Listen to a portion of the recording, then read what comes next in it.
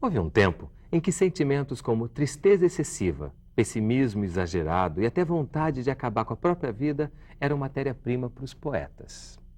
Sonetos, poemas e canções já brotaram da pena de escritores atormentados por uma série de sensações muito parecidas com o que hoje se conhece por depressão. Mas com o passar do tempo, cada vez mais e mais pessoas vêm sendo atingidas por esse mal, que passou inclusive a ser chamado de mal do século. E no lugar de belas obras de arte, o que se vê são vidas perdendo o sentido e até sendo destruídas. Mas na verdade, o que é a depressão? Como e por que ela se manifesta? E quais as possibilidades de cura? Investigando como a sociedade contemporânea vem propiciando o aumento da depressão, hoje o Canal Saúde vai conversar com o psiquiatra Ricardo Krause, a atriz Rita Elmore e as psicanalistas Marisa Maia e Maria Lúcia Azeredo Celestino. Muito mais do que um sentimento de tristeza, a depressão envolve também outros sintomas. Tristeza, depressão, esses sentimentos são iguais? Sei te dizer assim, né? Eu acho que sim. No meu modo de pensar, é. A tristeza é um sentimento. A pessoa sente que está triste por algum motivo. A depressão não. A depressão, além do sentimento, ela compreende sintomas. A pessoa tem dificuldade de concentração, tem cansaço, tem falta de apetite. A pessoa não consegue funcionar direito. O corpo não funciona direito, a mente não funciona direito. A pessoa com depressão não consegue prestar atenção no jornal, não consegue assistir uma novela direito, não consegue ter prazer em nada. É diferente da tristeza. Há 50 anos a palavra depressão não fazia parte do nosso vocabulário, mas isso não impedia que o mal existisse, atingindo a todos os mortais, independente de classe, cor ou credo. Everything is gone from me, but the certainty of your goodness. I can't go on spoiling your life any longer. I don't think two people could have been happier than we have been. Virginia.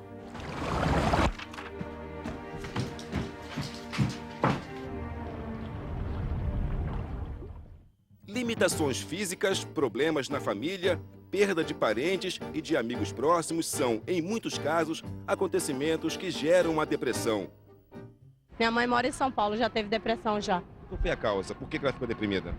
Acho que foi porque ela era bem de vida, depois perdeu tudo, aí ficou deprimida. Para os especialistas, é uma doença clínica como qualquer outra, mas que apresenta algumas diferenças. Pode ter curta duração ou se estender por muitos anos. A depressão provavelmente é causada por vários fatores. Há um fator genético, há fatores do ambiente, desemprego, fatores psicossociais, separação, uma série de estresses também contribuem para a formação da depressão. Para a OMS, Organização Mundial de Saúde, a depressão é classificada como transtorno de humor e atinge, atualmente, cerca de 750 milhões de pessoas em todo o mundo. Bom, então para a gente iniciar a nossa conversa aqui sobre a depressão, Ricardo, você acha que, pelo que a matéria coloca, fica clara essa diferença entre essas tristezas inevitáveis do dia a dia e a depressão? Fica. Mas é super importante a gente colocar assim. A gente pode colocar... Não há uma depressão, acho que há várias depressões. Depressão, o que a gente chama de depressão, vai desde um afeto normal e necessário, que é um ganho evolutivo do homem. Por quê? Quando a pessoa está deprimida com algum fato ou com alguma situação, ela ganha tempo e forças para reagir, para elaborar uma saída daquilo. É quase que uma defesa? É uma defesa. Ou ela sinaliza para o grupo que ela não está bem, que ela precisa de cuidado, que ela precisa de atenção, ou no mínimo que ela não pode assumir determinadas responsabilidades. Isso é um grau, isso é um determinado tipo de situação que pode evoluir, aí sim, para uma doença depressiva, que é o ponto máximo, que é aquela depressão melancólica, né? Mas passando por uma infinidade de quadros bastante diversos mesmo. E essa questão das várias depressões, eu acho que a gente vai falar bastante Com aqui certeza. durante o programa, né? Rita, você é uma atriz, uma excelente atriz, diga-se de passagem, e você acabou de mergulhar no universo da Clarice Lispector. Inclusive, o título do espetáculo era Que Mistérios Tem Clarice, né? A gente falando de depressão, falando desse sentimento tão difícil de lidar no dia a dia, você nessa investigação, você acha que se aproximou um pouco desses mistérios de Clarice? Acho que sim, me aproximei, mas não decifrei, né? Essa complexidade dela é muito extensa, né? Agora, na Clarice, eu percebo, acho que o leitor percebe, que a depressão está muito associada a uma busca excessiva de autoconhecimento. Aí é uma outra vertente, não sei, né? E é um caminho interessante também, né? Um caminho interessante, porque talvez o autoconhecimento também seja um caminho para você sair dessa depressão, né? Você vai apontando... Tem um livro dela, Uma Aprendizagem, ou o Livro dos Prazeres, que a pergunta recorrente é quem sou eu? Né? E essa mulher, essa personagem, a Lori, ela se relaciona com um professor de filosofia e o livro inteiro é a busca dela de se reconhecer e de alguma maneira, se tornar um ser inteiro para poder estar pronta para o amor, né? Então, é uma busca terrível. Num outro livro da Clarice, né, para citar alguns exemplos, isso está a obra inteira dela. No Paixão Segundo de H, na hora que ela se depara com a barata e vê o horror que tem na barata, a náusea que traz, quer dizer, o nojo que ela sente, ela se olha como espectadora dela própria, né? Na verdade, a barata está dentro dela. Ela tem coragem de ir nessa região interna, né? De se ver, de ver o que ela tem de horrível dentro dela. Quer dizer, é uma coragem que realmente uma pessoa, para chegar nessas camadas profundas, devia ser muito doído, né? E ainda mais com o talento dela de transformar isso na excelente literatura que é, né? Eu acho que isso tudo também pode ser bastante interessante aqui na discussão da gente, né? Perigo puro, né? Marisa, você acha que pelo número que a gente viu na matéria de pessoas que sofrem de depressão hoje em dia, a gente pode dizer que esse é um mal coletivo? A gente está falando de um problema de saúde coletiva? Eu acho que a gente pode dizer que é um sintoma social, né? Que a gente vive hoje um momento muito difícil, assim, social, mundial mesmo, né? De ruptura com valores, assim, da modernidade, e a gente não sabe ainda muito bem o que vem por aí, e isso traz uma espécie de angústia. De angústia, de medo, de tristeza, de dificuldade de se projetar, né, no futuro, podendo trazer, por exemplo, a depressão como um sintoma. Uma reação dessa sociedade que está se buscando, né, como a própria Clarice se buscava. É um momento de crise, né, eu diria, dessa crise que a gente está falando aqui. Essa sensação de desamparo, de impotência, de não poder lidar, de não poder acessar os próprios recursos, é uma coisa extremamente comum. Maria Lúcia, você acha, a gente falou aqui no início que a gente muitas vezes confunde a depressão com tristeza e com outros sentimentos mais comuns ou então que não são tão gravemente profundos assim. Você acha que a mídia de alguma maneira contribui com isso, fazendo com que essa palavra depressão seja usada e aí as pessoas acabem confundindo isso no seu dia a dia? Eu acho que confunde-se, sim, acho que a mídia pode contribuir para isso. Eu, pessoalmente, prefiro falar em tristeza, né, em dor de existir, em tristeza, que eu acho que a sociedade contemporânea favorece bastante. Para a clínica psicanalítica, essa depressão vai se decompor em várias estruturas. Se um paciente chega no seu consultório e se diz um deprimido, ele está se intitulando, né? E você vai procurar ouvir o sujeito para além desse título. Quem é este sujeito que se diz deprimido? Né? Até para, se for o caso, desconstruir isso, dizer que não, né? Não, você vai desconstruir isso, né? Esse título deprimido, porque isso é como se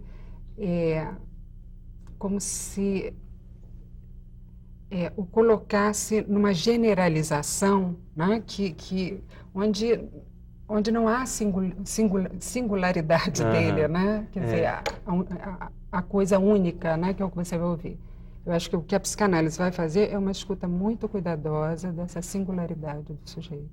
E aí a gente volta a lembrar das diversas depressões que você falou no início, que também é importante você saber detectar, né, o que realmente está acontecendo para poder mostrar um caminho, né? Porque a depressão como sintoma, né, você vai aparecer depressão no alcoolismo, na demência, vai aparecer em vários outros quadros, em doenças orgânicas. Quem não teve uma gripe, não teve uma virose, não ficou arrasado, sem conseguir fazer as coisas. As questões femininas de menopausa também trazem muito isso. Outra causa, a TPM, que é muitas vezes acompanhada de depressão.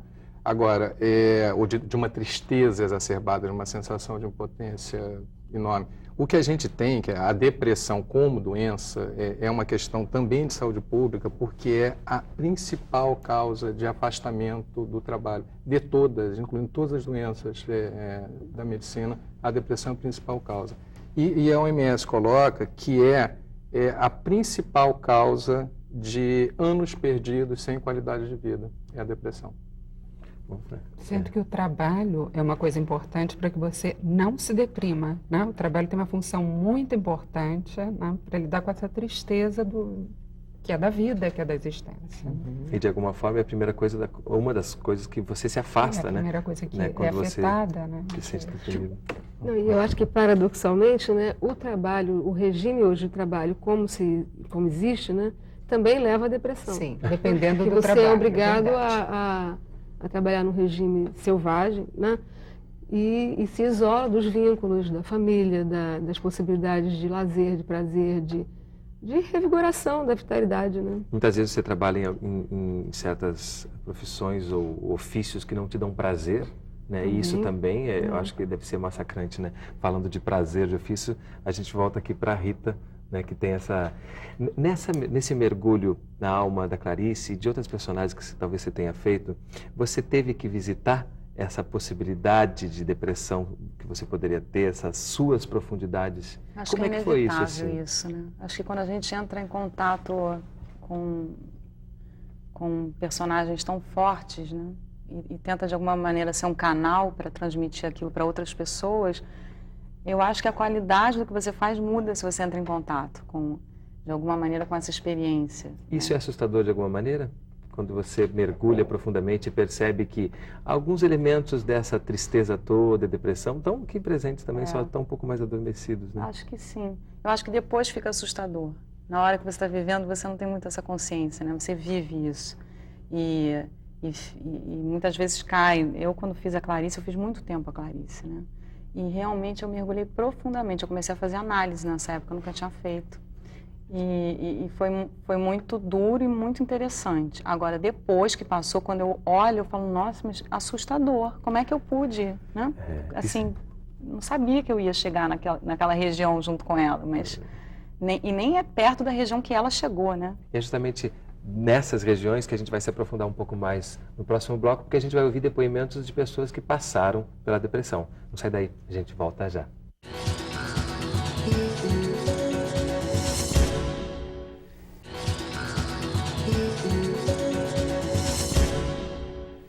O Canal Saúde está de volta conversando sobre a depressão com Ricardo Krause, Marisa Maia, Rita Elmore e Maria Lúcia Azeredo Celestino.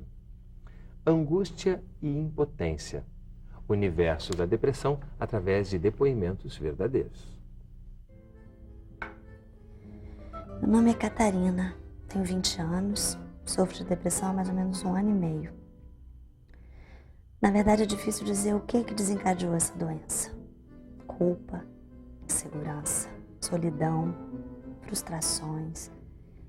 O irônico é que, ao contrário disso, eu sempre fui uma pessoa alegre, segura, com um futuro promissor e altamente extrovertida. Tenho 27 anos e nos últimos 18 meses desenvolvi uma quantidade enorme de sintomas da depressão. O processo de autoconhecimento que eu me impus durante esse tempo me fez ver que possivelmente eu sofro desse mal há anos, mas em uma intensidade menor. Eu costumava levar uma vida que considerava natural. Possuía uma vida social, profissional e emocional ativas, mas que não me realizavam. Agora eu não saio de casa para praticamente nada. Me afastei de meus amigos, de minha namorada, do meu trabalho. Em minha casa, meus pais fingem que nada está acontecendo, apesar de estar trancado em meu quarto há mais de 1 ano. Hoje eu quero morrer. Eu sou muito covarde, não tenho coragem. Eu tomaria alguns remédios. Mas como brasileira, no fundo, eu acredito em reencarnação.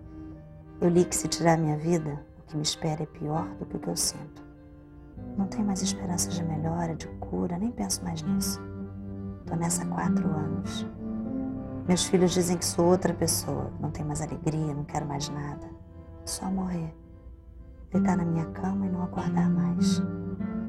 Eu sei que é egoísmo meu, que minha mãe iria sofrer, Mas nesse momento eu tenho que ser egoísta, porque eu não aguento mais tanta opressão, tanta desesperança. Já tomei tantos medicamentos e nada. Realmente só resta a morte.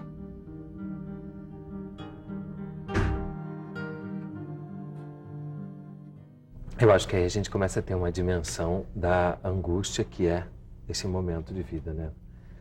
O que a gente pode dizer depois de ouvir esses depoimentos todos? Tem um ponto aí que é super importante assim, no diagnóstico de uma depressão doença, é essa virada. A pessoa estava bem, estava legal, estava ótima, produtiva. Não tinha nada a ver com esse panorama. E de repente, do nada, entre aspas, aí a gente depois vai poder ver esse do nada, que é uma coisa muito questionável, né? Ela começa a ficar triste, a se sentir impotente, a ficar lentificada, a não conseguir fazer as coisas, ou a ficar muito irritada.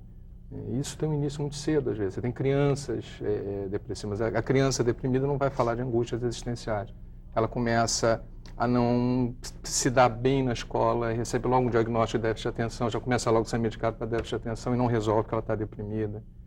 O idoso não vai falar de depressão, até porque as pessoas têm um preconceito com essa coisa da depressão, né? De colocar, não, eu resolvo isso, não vou tomar remédio. Não quero ficar rotuladas muitas vezes também. Eu não quero ficar rotulado. Acho que há duas formas de lidar com isso.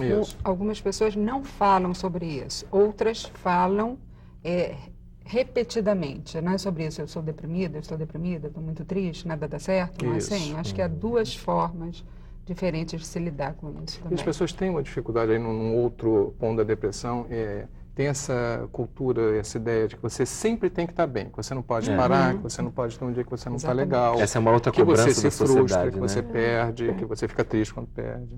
Aí eu acho impressionante é que hoje o único afeto que é valorizado é a euforia. É o único afeto. Então toda essa outra diversidade, essas qualidades sutis às vezes, né, de afetos vão sendo colocadas para debaixo do tapete, né?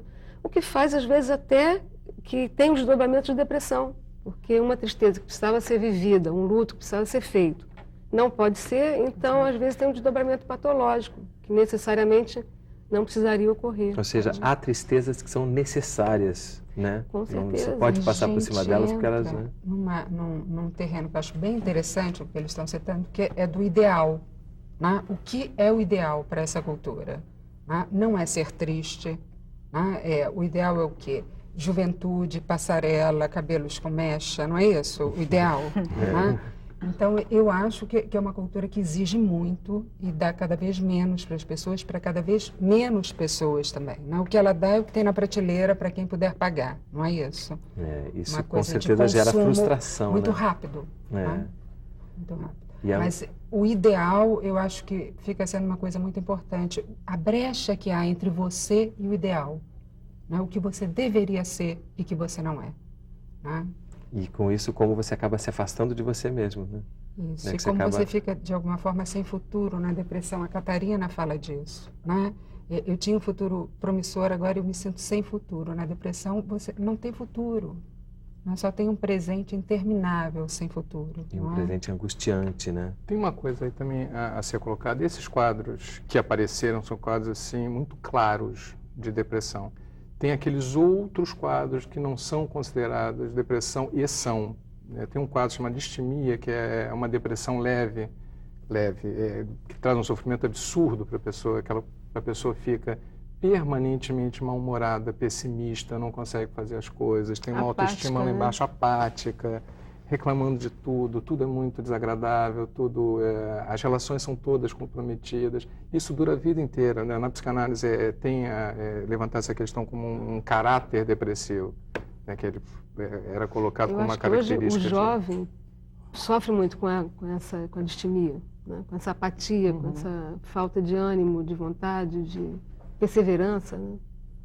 Tem um dito do Gramsci que tem sido muito repetido, que eu gosto muito, que é o pessimismo da razão e o otimismo da vontade. Né? E eu acho que não há como, racionalmente, não estarmos pessimistas, né? Com tudo que vem acontecendo no mundo. Né? Tem a outra possibilidade, que é a preocupação, né? Que eu acho que entre o pessimismo e o otimismo a gente pode se encaixar e tentar seguir pela preocupação. Como é que vai ficar o mundo para os nossos filhos, né? Como é que que a gente faz no dia a dia para mudar isso, para É um fazer equilíbrio coisas. que pode, inclusive, te colocar caminhos mais claros, né? E mais determinantes e ativos, né? No sentido do social mesmo, né? Uma outra coisa que aparece muito clara nos depoimentos é a questão da fuga de tudo, né? Não quero mais ver amigos, não quero mais trabalhar. Esse isolamento, né? Esse afastamento daquilo que podia ser uma ponte para uma melhora, né? Isso também é um quadro muito claro, isso aparece sempre também, gradua. Interagir é difícil, seu pensamento está lento, você demora a dar resposta, seu nível de atenção está diminuído, você não tem vontade de levantar da cama de manhã, você não fica dormindo. Quer dizer, às vezes você pode ter um excesso de sono, você pode ter uma falta de sono, acordar de madrugada, por exemplo, é um sinal de uma depressão mais grave. Mas, em geral, você não tem vontade até porque a pessoa, à medida que vai se agravando a depressão, vai ficando assim, com uma ideia de culpa, de ruína, eu não sou bom, eu não consigo fazer as coisas, eu nunca vou conseguir.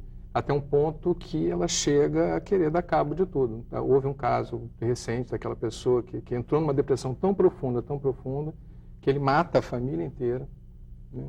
E se mata depois. Foi um caso que aconteceu, acho que uns 2 anos, de uma pessoa muito bem-sucedida, e que foi fazendo projetos e compras e mantendo uma realidade, atendendo ao que se convencional chamado de sucesso. Num determinado momento tem uma dificuldade, desenvolve um quadro gravíssimo de depressão, né, e faz esse...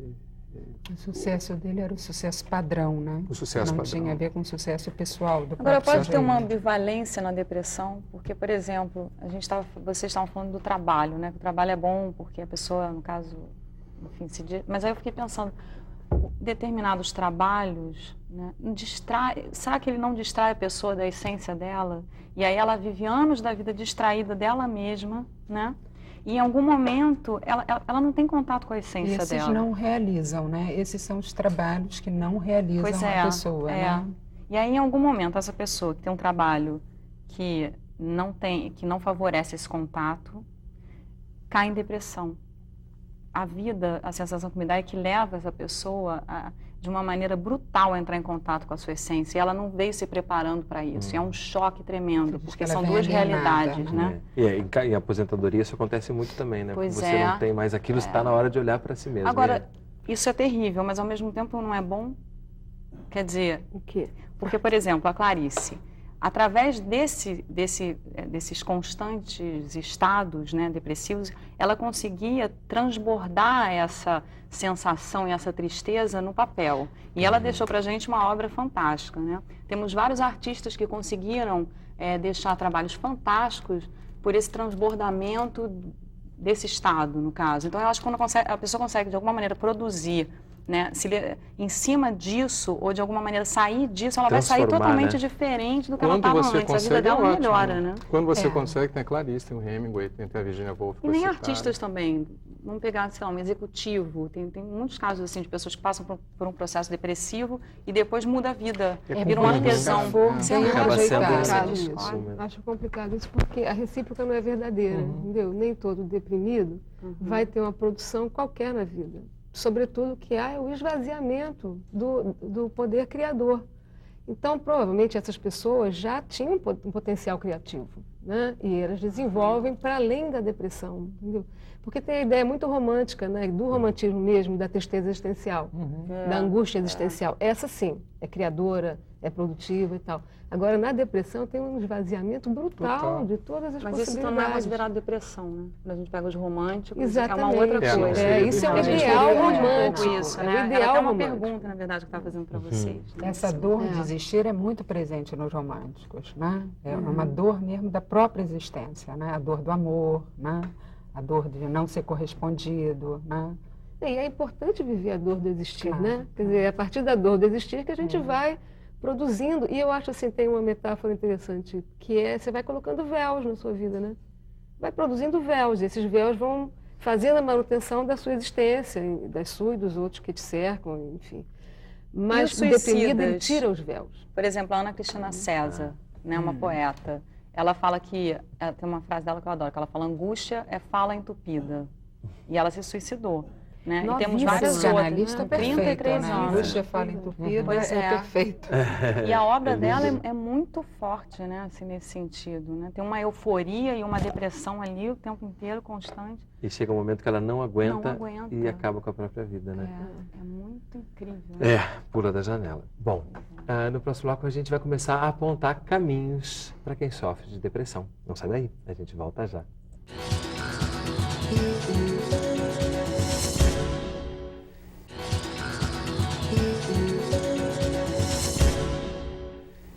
O Canal Saúde está de volta conversando sobre depressão com Ricardo Krause, Marisa Maia, Rita Humor e Maria Lúcia Azeredo Celestino.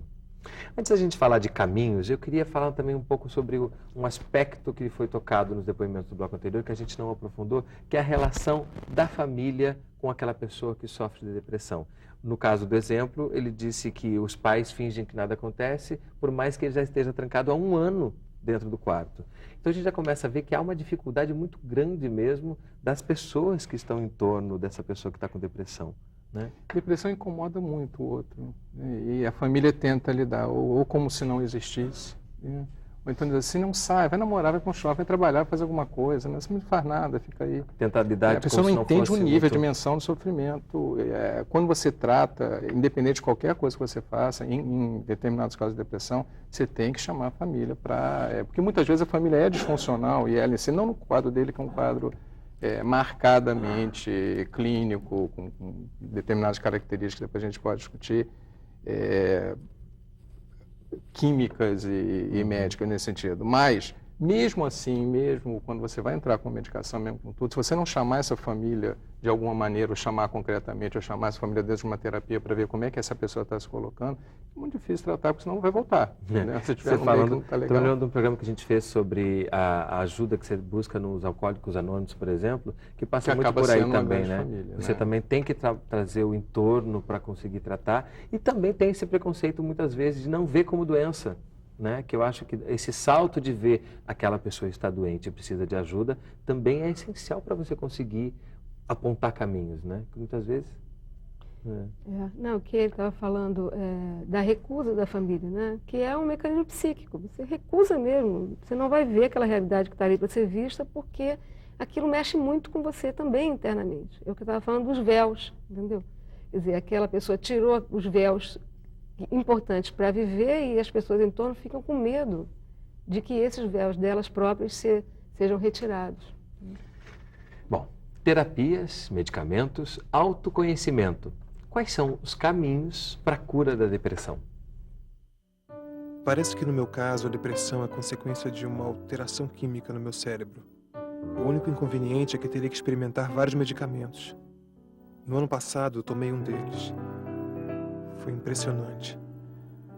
Cessou todos os sintomas da depressão. Durante 1 mês e meio eu senti um silêncio imenso em meu cérebro. Foi o momento mais fascinante dos últimos 20 anos. Total prazer. Só por existir. O efeito da medicação passou.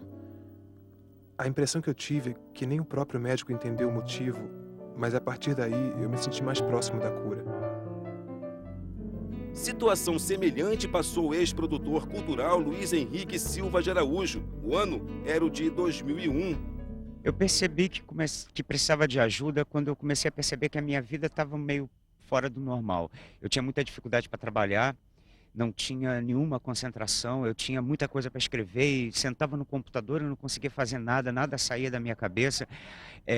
Eu comecei a trocar o dia pela noite, tinha muita dificuldade para dormir, depois quando dormia tinha dificuldade para acordar, eu passava muita hora, muito tempo sonolento, comecei a não sair mais com meu cachorro, a não fazer minhas atividades normais, corriqueiras, não abria mais as janelas, não saía de casa, não falava com os meus amigos, não atendia telefone. O início do tratamento só foi possível depois que Luiz Henrique se conscientizou que deveria encarar a depressão como uma doença. Partiu de mim, de me conscientizar que aquilo era uma doença e que eu precisava me tratar. Durante 6 meses, tomou medicamentos e passou por sessões de terapia. Foram momentos difíceis. Hoje, a doença está sob controle. Foi muito importante ter esse diagnóstico e eu aproveitei isso para um autoconhecimento muito grande e minha vida mudou completamente. Eu acho que hoje eu estou um pouquinho melhor.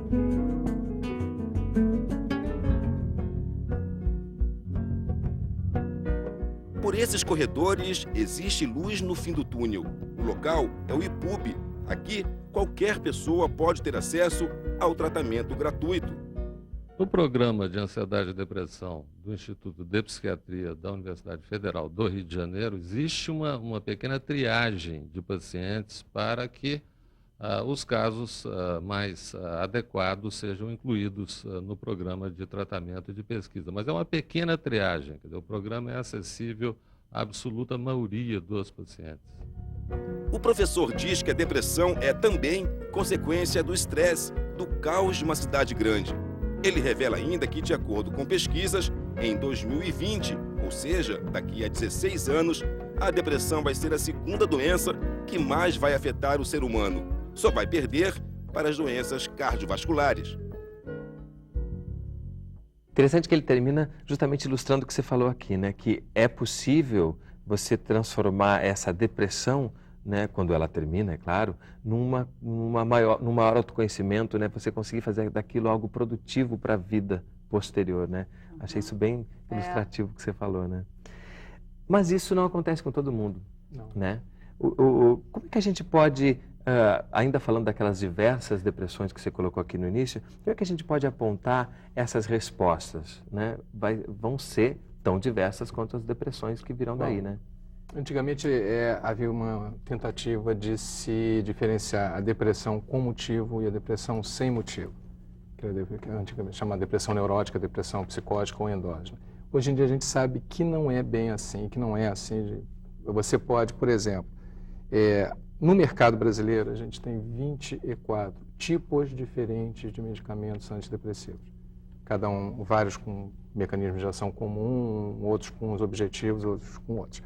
O que acontece? Você vai ter alguns quadros depressivos, como ele relatou, que vão ter uma resposta excelente. Isso aí fala a favor de uma questão química cerebral envolvida no processo. Mas a gente sabe, aí o que acontece, às vezes você medica, a pessoa melhora de alguns sintomas e não melhora de outros.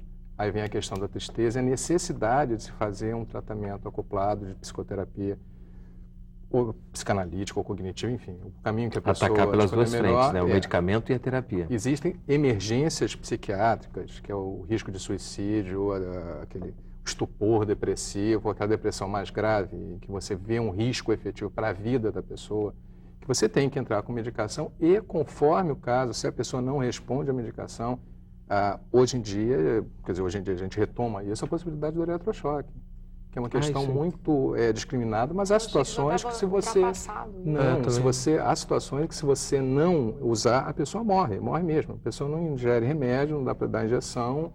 O eletrochoque é com finalidade de estimular alguma reação química? Terapêutica estimula e tira a pessoa rapidamente da depressão. Por exemplo, uma grávida. Mas isso está se falando de casos extremos, né? Não é dessa depressão do dia a dia. Né? O que há aí também, e aí a gente vai poder pensar sobre a questão do diagnóstico, né? Em 1986, foi lançado no mercado o Prozac, que é a fluoxetina. Uma grande campanha. O Prozac tira da mão do psiquiatra a questão do diagnóstico de depressão.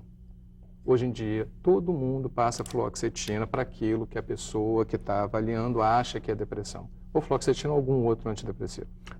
Você tira da mão muitas vezes e passa para a mão da própria pessoa, porque a gente tem uma automedicação muito grande. Não, eu digo assim, médicos que não são especialistas começam a usar clínicos gerais. Indiscriminadamente. Brigou com o namorado? Toma a fluoxetina. Mas a complicação disso, me parece, é que a pessoa não se responsabiliza pelo seu sentimento, né? Ela estava perguntando se isso não pode ser bom. Pode, se você der algum destino a isso, se você considerar que algo não vai bem com o desejo dessa pessoa. Se você tapa, né, a situação que está emergindo, aí realmente você não dá nenhum destino possível a essa pessoa. E esse medicamento taparia, no caso? Tapa inteiramente a inquietação, a tristeza, o sentimento que surge. E aí a gente está falando dessa depressão, mais tristeza, mais angústia. A gente aqui não está discutindo que para esses saúde, casos depressão o remédio clínica. não seria indicado. Não só não seria indicado, como nesse tipo de situação, se você entra com antidepressivo, ele vai funcionar não como antidepressivo, ele vai funcionar como remédio para ansiedade. Porque efetivamente, se a pessoa não tem uma depressão, que alteração química que o remédio vai evocar, vai mudar nada, ela não tem uma depressão desse tipo. E a gente volta para aquela questão do que a sociedade nos cobra, né, e como a gente responde a ela. Isso hoje é muito complicado. Olha o que ele falou, 24 tipos de medicações antidepressivas, né? Vulgarização do termo depressão. Ampliação de quem medica. O que acaba acontecendo? Uma questão mercadológica. Ele cria o produto e tem que criar a demanda. Exatamente. Então você divulga... Então você começa a ter um mundaréu de gente tomando antidepressivo, muito crianças. Eu tenho visto crianças de 8, 9 anos tomando antidepressivo. O que é para ser feito, né? A mídia já indica o que é para ser feito com aquilo que se chama depressão, né? Deve-se medicar. Então é isso que a pessoa vai buscar. O segundo passo, então, é vulgarizar a depressão para que mais pessoas consumam esse remédio. E os laboratórios fiquem cada vez mais ricos. E tem um outro lado disso também, que aí é importante pontuar, né? Aqueles quadros que necessitam efetivamente de medicação, né? E que não são medicados para depressão. Você vê pessoas, assim, é extremamente comum o paciente idoso, né, que tem uma dor que não melhora com nada, que começa com emagrecimento, que pesquisa-se tudo e não tem nada. Começa a ter falhas de memória e começa, às vezes, até a ser medicado para demência ou para Alzheimer, para alguma coisa assim. A maior parte de pacientes idosos que apresentam queixa de falha de memória não tem nada a ver com demência, tem a ver com depressão. E é uma coisa corrigível, você melhora a qualidade de vida das pessoas. Mas não é importante ouvir esse sujeito? Sempre, ouvir o sentimento? sempre, Quer dizer, me parece que essa é a abordagem principal. Né? O que ele tem a dizer? O que ele pode descobrir ainda, né, para dizer? Né? Porque aí ele se volta para o tratamento dele. Ele, de alguma maneira, é responsabilizado também. Né? Nesse sentido... em vez dele engolir um comprimido, né, ele pode falar, usar a oralidade de forma diferente. Entendo o que você coloca e concordo bastante. Agora, muitas vezes, quando você usa, nos casos em que há indicação, por isso que é super importante você ver com quem você está lidando. Muitas vezes, até para essa pessoa conseguir falar ou prestar atenção nela mesma, ela vai ter que fazer o uso de uma medicação.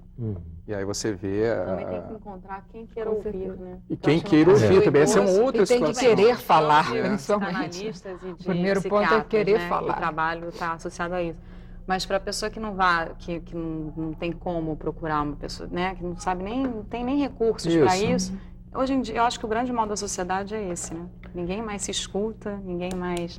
Quer dizer, todo mundo quer falar muito o tempo inteiro, quer fazer coisas o tempo inteiro, né? Eu vou só te interromper, porque a gente, por causa do tempo do bloco, a gente vai voltar a falar sobre isso no próximo bloco, e a gente vai também ver a questão do futuro. Como é que a gente fica nessa sociedade que nos cobra tanto e nos devolve tão pouco? Não sai daí, a gente volta já.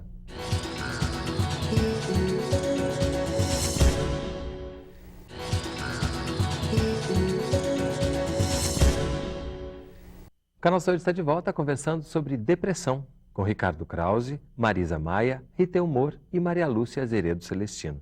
Como saber? Há momentos que só se precisa de uma coisa e só de outra, das duas, de nenhuma? Uma coisa assim, super importante, assim, antidepressivo é um nome que a indústria farmacêutica dá. Né? Se uma pessoa que está bem tomar um antidepressivo, ela não vai ficar eufórica, não vai ficar animada. O que aquele rapaz fala, ele dá uma certa virada, porque o antidepressivo não faz aquilo. Quem está deprimido toma o medicamento, restaura uma ordem química que a medicina não sabe exatamente qual é, porque supõe-se em cima do efeito do remédio. É muito complicado esse diagnóstico de depressão, porque não é como o diagnóstico de pneumonia ou de uma doença infecciosa. Não se sabe exatamente. Não é órgão, né? Não é uma doença do órgão. Né? Não é o seu pulmão que está doente. Exato. Sabe-se que você tem componentes químicos, porque a partir da ação do medicamento, né, você, em alguns casos, consegue modificar determinadas coisas e modificar muito. Mas quando a gente vai ver, antigamente, quando foi feita uma pesquisa em cima daqueles quadros de psicose endógena, exclusivamente química, né, que é aquela coisa bem marcadamente orgânica, com insônia terminal, com lentificação psicomotora, a pessoa está muito mal, Você vai ver que em 75% dos casos, né, você tem uma história de perda, você tem uma história de desamparo, você tem uma história que está ali em algum lugar. Aquele do nada que você falou no início do programa. O do nada sempre é alguma coisa questionável. Por trás. Antidepressivo é uma substância que eleva alterações químicas no cérebro, que pode ter como consequência uma melhora do humor, da assertividade, tudo isso. Mas há que se ter cuidado, porque não é a panaceia divulgada. Nunca, como nenhum remédio para as tristezas cotidianas. Exato. Né, não é uma solução. Vamos ouvir agora um pouco de Clarice Lispector, que eu acho que ela traz também uma outra questão que a gente pode colocar aqui para a gente sobre a lucidez. O excesso de lucidez, né? Então, um texto aqui que ela fala sobre isso. A lucidez perigosa. Estou sentindo uma clareza tão grande que me anula como pessoa atual e comum. É uma lucidez vazia? Como explicar? Assim como um cálculo matemático perfeito, do qual, no entanto, não se precise. Estou, por assim dizer, vendo claramente o vazio. E nem entendo aquilo que entendo, pois estou infinitamente maior do que eu mesma, e não me alcanço. Além do que faço dessa lucidez? Sei também que esta minha lucidez pode se tornar um inferno humano. Já me aconteceu antes. Pois sei que, em termos de nossa diária e permanente acomodação resignada à irrealidade, essa clareza de realidade é um risco. Apagai, pois, minha flama, Deus, porque ela não me serve para viver os dias. Ajudai-me a de novo consistir dos modos possíveis. Eu consisto. Amém.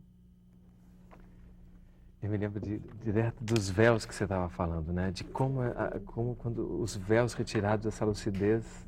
É insuportável, né? Começa a tirar os véus da sua vida e ver o que acontece. É depressão pura, né? É o que a Clarice descreve muito bem em vários livros dela, né? Ela, para mim, a escritora, na escrita, mais se aproxima do que é a vivência tão próxima ali do real, né? Uma questão que eu acho que é importante também, a gente falou aqui das diversas depressões que a gente tem, a gente falou aqui de caminhos de escuta, de medicação, mas, por exemplo, e também da diferença que há entre a depressão e as tristezas cotidianas e necessárias, os lutos que a gente precisa viver para ser saudável. Mas como é que a gente pode apontar, o que determina que as pessoas que sofram um determinado evento traumático na sua vida desenvolvam ou não a depressão? A gente sabe isso? É uma questão química, é uma questão de caráter, é uma questão genética? A gente tem essa clareza de qual é esse terreno fértil que a gente apresenta para um evento se transformar em depressão? Clareza, não. Você tem indícios a partir do estudo de deprimidos clínicos aí sendo colocados, por exemplo, pessoas que têm perdas significativas antes dos 11 anos de idade, têm uma maior possibilidade de desenvolver uma depressão. Pessoas que tenham quadros de depressão na família vão ter um risco maior de desenvolver um quadro depressivo clínico. Mas você não acha também que depende da forma como cada uma dessas pessoas lida com a perda? Porque a perda certamente envolve um processo de luto, né? Envolve a aceitação desse lugar que ficou vazio, né? Se você faz esse luto e entra nesse vazio, você pode fazer outra coisa. Se você fica conservando algo que você perdeu, aí de alguma forma você entra nesse sentimento de tristeza infinita. Com toda certeza. Aí é super importante o apoio que quem perde recebe, né? O que se pensa hoje em dia é que em situações de perda você vai ter mecanismos adaptativos, químicos também bem ou mal sucedidos, que no futuro, mediante um estresse, isso vai desencadear um quadro depressivo. Mas aí eu estou colocando a depressão clínica. Nesses casos, por exemplo, que é necessário, talvez porque a pessoa ainda não tem essa capacidade de buscar sozinha alguém que a escute, esse medicamento ele também não é para sempre, né? Ele é por um período. Ou existe essa possibilidade de você ter uma medicação, a depressão ser um problema crônico? Depende do caso. Você também, tem... né? Não vicia, não. Não Medicamentos vicia. antidepressivos não viciam. Nem psicologicamente? Assim, de você... eu só preciso... Porque o medicamento não causa nenhuma reação de euforia, de alegria. Se a pessoa está... Mas quando a pessoa para, tem um processo... Ansiolítico sim, mas antidepressivo... O antidepressivo, quando a gente vê a situação, hoje em dia a gente sabe que quem tem uma depressão do tipo da bipolaridade, o transtorno bipolaridade afetivo, é aquele que o humor está... Que é a antiga psicose maníaco-depressiva, que você tem oscilações de humor muito acentuadas. Aí você precisa usar antidepressivo, você precisa usar estabilizador de humor, porque isso é uma disfunção química e isso não vai se resolver. Né? Algumas depressões crônicas você tem que usar o antidepressivo muito tempo. Eu acho que você está tocando num ponto importante. Para a psicanálise, a depressão vai fazer parte de uma outra estrutura, que pode ser neurótica ou psicótica. Na psicótica a gente chama de melancolia, não chama mais de depressão. E eu acho que há diferenças até do manejo do tratamento numa psicose, numa neurose. Né? Isso é importante também. Né? A depressão se apresenta numa outra estrutura. Né? Para a gente terminar, por exemplo, eu queria pedir um rápido diagnóstico de vocês em relação ao futuro. A gente falou aqui que a gente tem uma sociedade que cobra, devolve muito pouco e que, então, esse sujeito que fica sob a ação dessa sociedade acaba, muitas vezes, frustrado, angustiado e o resultado é um quadro de depressão. A gente está vendo essas questões se agravarem em termos, né, de sociedade, não só brasileira, mas sociedade mundial. Como é que vocês veem essa questão da depressão nesse contexto? Há agora uma maior compreensão da doença em si e, portanto, pode ser que a gente não tenha aquele número que foi colocado aqui? Ou, pelo contrário, a gente vai ter cada vez mais deprimidos porque não se está dando a real atenção que eles merecem? Eu acho que cada vez mais a gente está, e essa mesa é um sinal disso, a gente senta para pensar junto. Né? Você, hoje em dia, tem uma Sociedade Internacional, saiu uma reportagem na Scientific American, acho, desse mês, que é Sociedade de Neuropsicanálise, em que você tem excelentes psicanalistas, excelentes neurologistas, neurocientistas buscando e muitas vezes comprovando quimicamente, funcionalmente, através de ressonância, várias coisas que o Freud já colocava lá atrás. Então, há um caminho conjunto, de trabalho conjunto, aí, o que eu acho em termos de futuro, a gente vai conseguir segurar isso em termos, com o trabalho de identificação precoce, com o trabalho de disponibilizar serviços de escuta e serviços de abordagem, identificação, as pessoas entenderem o que é a depressão, as pessoas saberem como, que tem saída, que pode ter saída. Agora, eu acho que tem uma outra coisa que é super importante assim, de ser falada. Você falou da neuropsicanálise, né, que estão inventando agora essa nova modalidade. É que o cérebro humano, ele só se potencializa junto com um outro humano, entendeu? Então, o outro é fundamental sempre, sempre, né? Com certeza. Então, por isso que eu digo, vem primeiro medicação, vem primeiro a terapia. Não sei, é preciso que exista um outro que faça contato. Isso. É que nem vitamina, algumas vitaminas só fazem efeito se você tomar sol, né? No humano é a mesma questão. Quando a medicação, isso, né? há um outro que dá essa medicação, né? Porque a medicação não é um outro, pegando o que ela está falando, né? A medicação não é um outro, mas há um outro que dá essa medicação. Né? Esse outro que está dando a medicação tem alguma eficácia, talvez até, né? Já é um braço. Porque aí se dá a transferência, né, para aquela pessoa que você está autorizando a te medicar. E Rita, depois disso tudo aqui, o que você tem?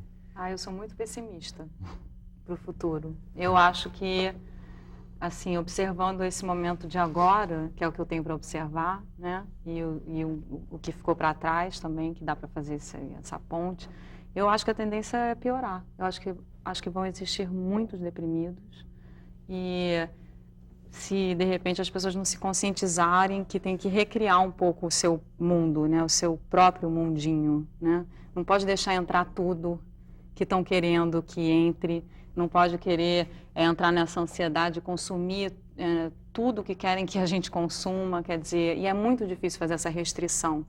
É muito difícil, porque é tudo muito sedutor. E né? tudo conspira ao mesmo tempo, então, né? Eu realmente, assim, eu acho que vai piorar. Mas ao mesmo tempo... Infelizmente, mas eu vou trabalhar sempre para tentar melhorar. Né? Mas ao mesmo tempo você também aponta caminho, né? Que é o caminho do autoconhecimento.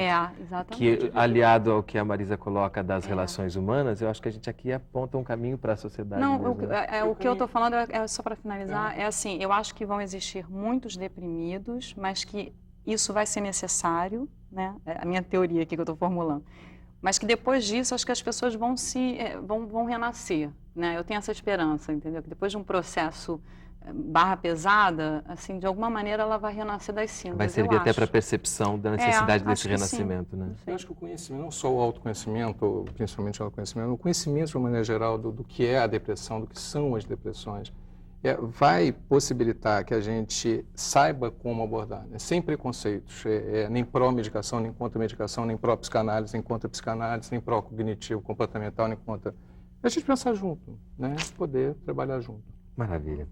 Eu queria agradecer muitíssimo a presença de vocês, Maria Lúcia, Rita, obrigado por estar aqui conosco, Marisa, Ricardo, muito obrigado. E nós queremos saber a sua opinião sobre o programa. Escreva você também para a Avenida Brasil 4365, Manguinhos, Rio de Janeiro. O CEP é 21045900. Telefone 21, que é o código do Rio de Janeiro, 2560-6818. Na internet, o e-mail canal@fiocruz.br e a homepage www.canalsaude.fiocruz.br. Através desse endereço, você pode conhecer também os outros programas que fazem parte do projeto Canal Saúde.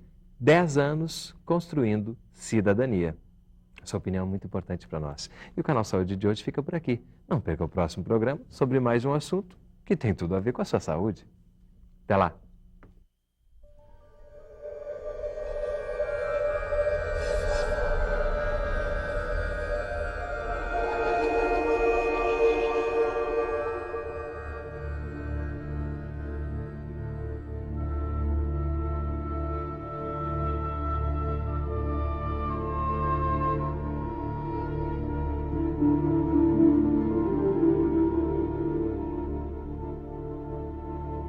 Thank you.